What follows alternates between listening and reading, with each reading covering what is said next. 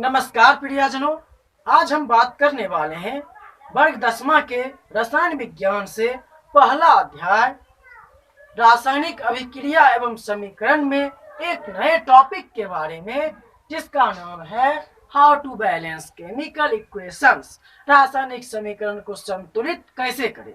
इससे पहले वाले वीडियो में हमने बात किया था अनुमान विधि के बारे में। आप अनुमान विधि को अच्छे से सीख चुके हैं। इस वीडियो में हम बात करेंगे बीजगणित या विधि के बारे में कि रासायनिक अभिक्रिया को अलजेब्रिक मेथड से किस प्रकार बैलेंस किया जाता है। तो चलिए हम इसको उदाहरण के द्वारा समझते हैं। चलिए हम पहला उदाहरण लेते हैं, जैसे H2 प्लस O2 H2O बनाना है। इसके लिए हमें क्या करना होगा, सबसे पहले बस दोनों तरफ, यदि आपको ABCD आता है, सबके ABCD आवे हो तो चलो ABCD मान के बनेबे, एकरा A मान लेबे, एकरा B, एकरा कथी मानबे C मान लेबे। और समझ रहे, इसको हम A मानेंगे, इसको B मानेंगे, इसको C मानेंगे। आपका मर्जी है, इसको A मानिए, इसको B मानिए, इसको C मानिए, जैसा आपका मर्जी, मेरा मर्जी। चलिए अब क्या करना है, दोनों पक्षों में हाइड्रोजन को बैलेंस करेंगे, मतलब नंबर गिनेंगे, ऑक्सीजन का नंबर गिनेंगे, और बस ऑक्सीजन हाइड्रोजन है। देखिए सबसे पहले हाइड्रोजन के लिए हम लिखते हैं, इस पक्ष में हाइड्रोजन कितना है, तो 2 और A, तो 2 गुना A कितना हो जाएगा 2A, 2 गुना A कितना हो जाएगा 2A। इस पक्ष में हाइड्रोजन कितना है, उसके बाद इक्वल का साइन देंगे। इस पक्ष में हाइड्रोजन कितना है, तो 2 गुना C 2C, 2 गुना C 2C, या हम 2 से 2 काट दिए, A बराबर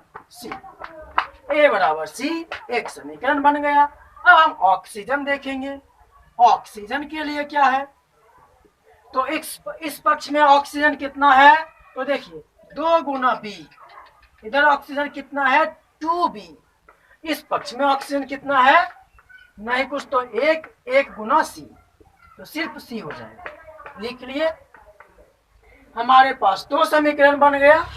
अब A B C, अब A B और C में से आप किसी एक को 1 मान लीजिए, या हम A को 1 माने, या 2 को 1 माने, या C को 1 माने। मेरा जो मर्जी है, अपने मर्जी के अनुसार उसको हम 1 मान सकते हैं।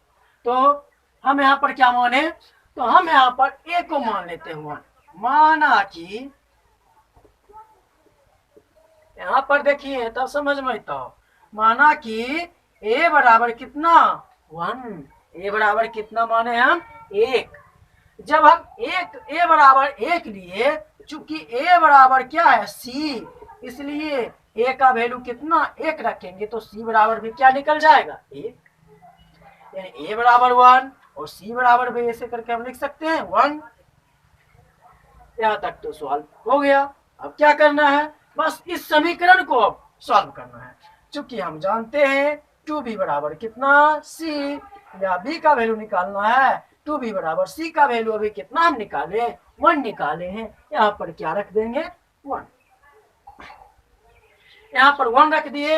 या हमको B निकालना है, तो B बराबर 1/2, B बराबर 1/2। अब क्या करना है, A का मान, B का मान और C का मान हमारे समीकरण में रख देना है। A के बदले कितना 1, B का वैल्यू कितना निकला हाफ निकला, C का वैल्यू कितना निकला 1 निकला।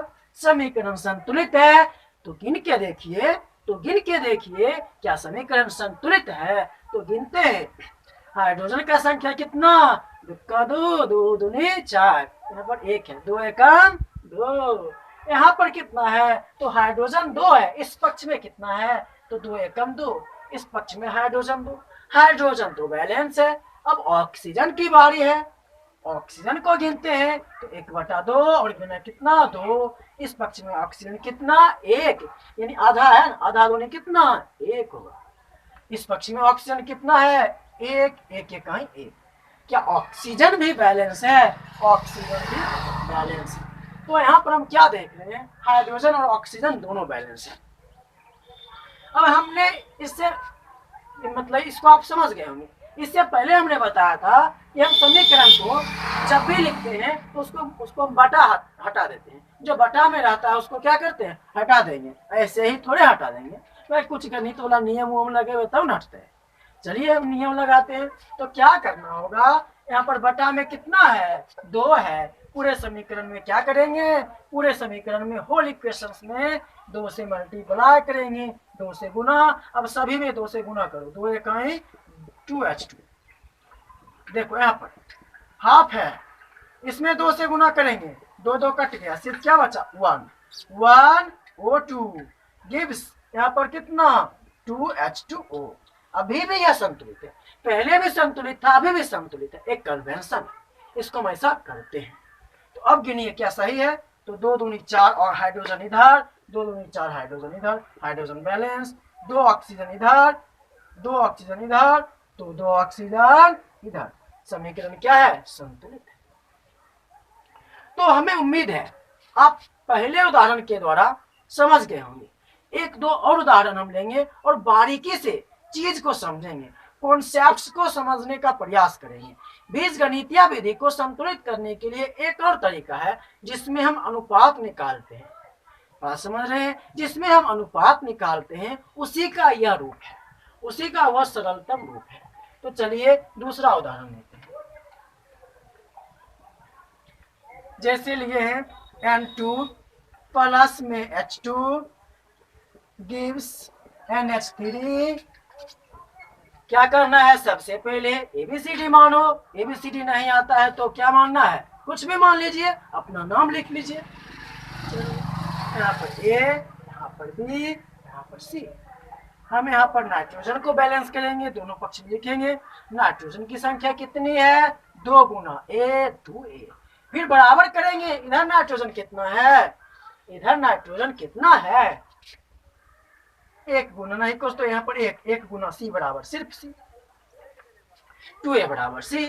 अब क्या करना है, हाइड्रोजन को बैलेंस करेंगे। हाइड्रोजन के लिए हाइड्रोजन इधर कितना है, 2 गुना B 2B। इधर हाइड्रोजन कितना है, 3 गुना C 3C। हम उसके बाद क्या बताए थे, इनमें से आपको जिसको मर्जी है उसको क्या करना है, 1 मानना है। तो जकरा मन छोकरा 1 मान ले, कोई दिक्कत नहीं है वाला चाहिए। 1 मान या B मान या C मान, केकरो 1 लिख दे। हम मान लेते हैं, माना कि A बराबर कितना 1, A बराबर कितना 1। जब A बराबर 1 होगा, चूंकि 2A बराबर C है, या 2 गुना A का मान कितना 1 बराबर C, या 2 बराबर C, या C इक्वल्स कितना 2। यहाँ तक तो कंप्लीट है। A का वैल्यू निकल गया, C का वैल्यू निकल गया। अब हमें क्या निकालना है, B का मान निकालना है। तो किस में रखेंगे, इसमें रखते हैं, क्योंकि हम जानते हैं 2B बराबर 3C, या 2 इंटू B का वैल्यू कितना, B का वैल्यू निकालना ही है ना। C का वैल्यू कितना 2, 3 गुना 2, C का वैल्यू कितना 2, या B बराबर 3 गुना 2 बटा कितना 2, इधर गुना में इधर भाग में, 2 से 2 कट, 2 से 2 गया। B बराबर कितना 3। A का मान 1, B का मान 3 और C का मान कितना 2। A B C का मान हम रख देते हैं, समीकरण संतुलित। A का मान 1, B का मान कितना 3, C का मान कितना 2। अब गिन के तो देखो, गिन कर जब हम देखते हैं, गिनने तो आता होगा ना, गिन के देखेंगे तो समीकरण संतुलित होगा। कैसे होगा संतुलित, आइए देखते हैं। यहाँ पर देखिए n कितना है 2 इकाई 2, इस पक्ष में n कितना है 2 इकाई 2। हाइड्रोजन कितना है 2 तिया 6, इधर कितना है 2 तिया 6। क्या समीकरण संतुलित है, तो बिल्कुल समीकरण क्या है, संतुलित है। और उदाहरण लेते हैं। चलिए यहाँ पर CH4 ले लिए प्लस O2 ले लिए, गौर करिएगा जहां हम बना रहे उसको, CO2 बनेगा प्लस में H2O बनेगा। अब क्या करना है? अब तो कुछ नहीं करना है, सबसे पहले ABCD लिखना है, A B C D। मेरा मन होगा यहीं पर A लिखेंगे, यहाँ पर B C D कहीं पर लिख सकते हैं, और यदि होगा E लिखेंगे, F लिखेंगे, G लिखेंगे, H लिखेंगे, पूरा ABCD लिख सकते हैं। चलिए अब फिर पहले कार्बन है, पहले कार्बन, फिर हाइड्रोजन, ऑक्सीजन, बारी बारी से लेते हैं। कार्बन के लिए कार्बन की संख्या इस पक्ष में कितना है? बायां पक्ष में A गुना 1A बराबर लिखना है। इस पक्ष में कितना है? 1 गुना C है। हाइड्रोजन को लेते हैं, हाइड्रोजन को लेते हैं, हाइड्रोजन कितना है? तो 4 गुना 1, 4A, सॉरी A है, 4 गुना A 4A बराबर, इस पक्ष में हाइड्रोजन कहीं पर है, यहाँ पर है 2D, 2 गुना D 2D, 2 से 2 31, 2 से 2 31, या 2A बराबर हम इसको D लिख सकते हैं, या 2A बराबर इसको D लिख सकते हैं, बिल्कुल।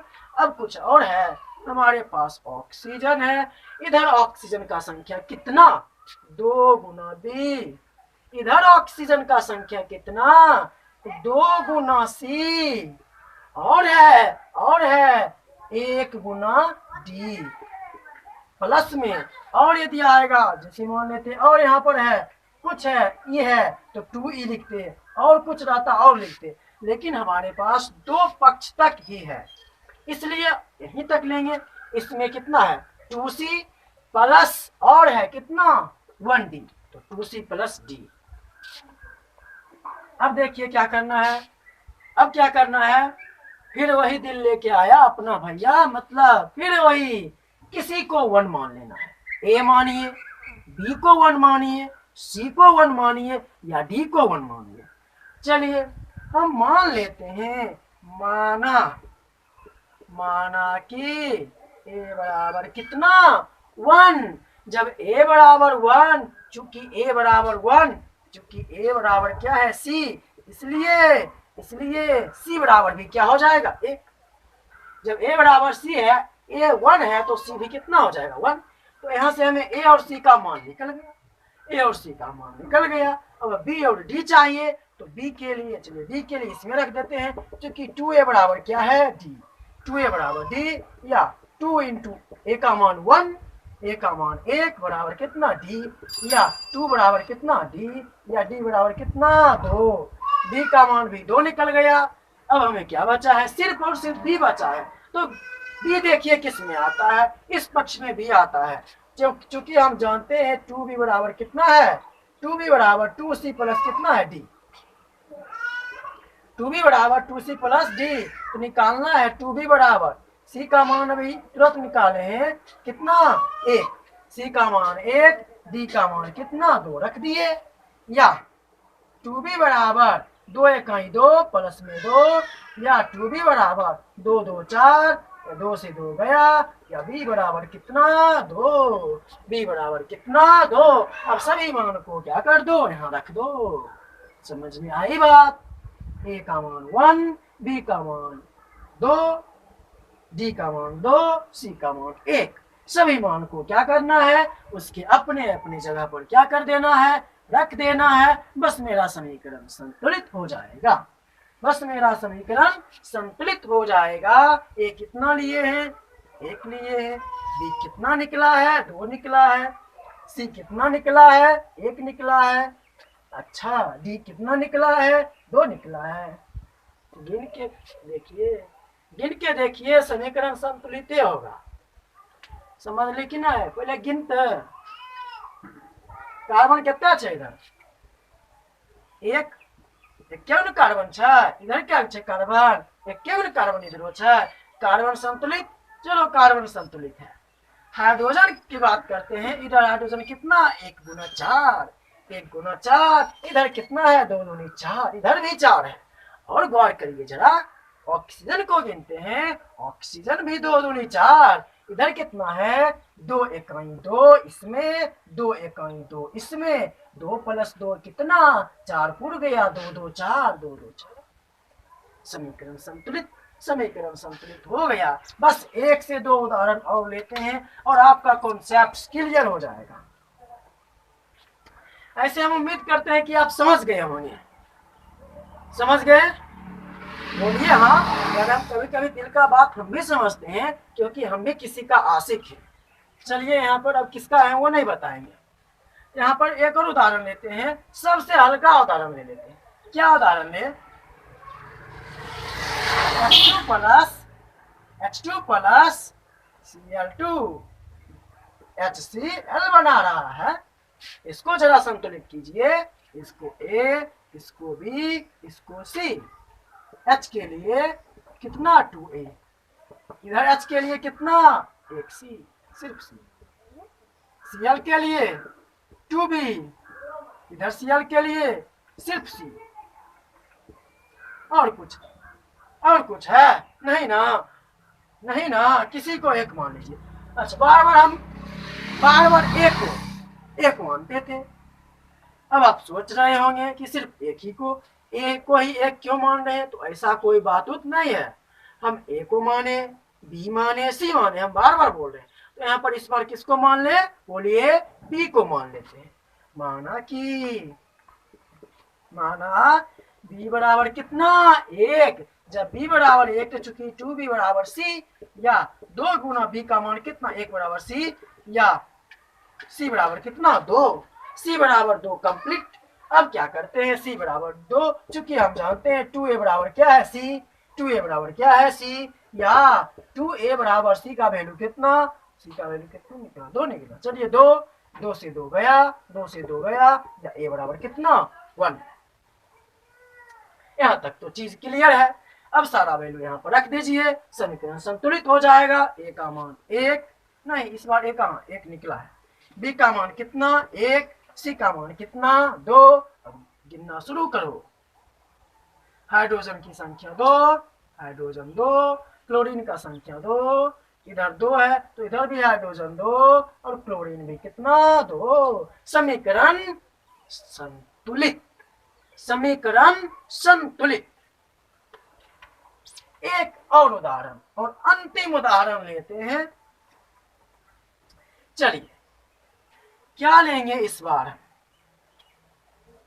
तो H2SO4 plus K2SO4 plus H2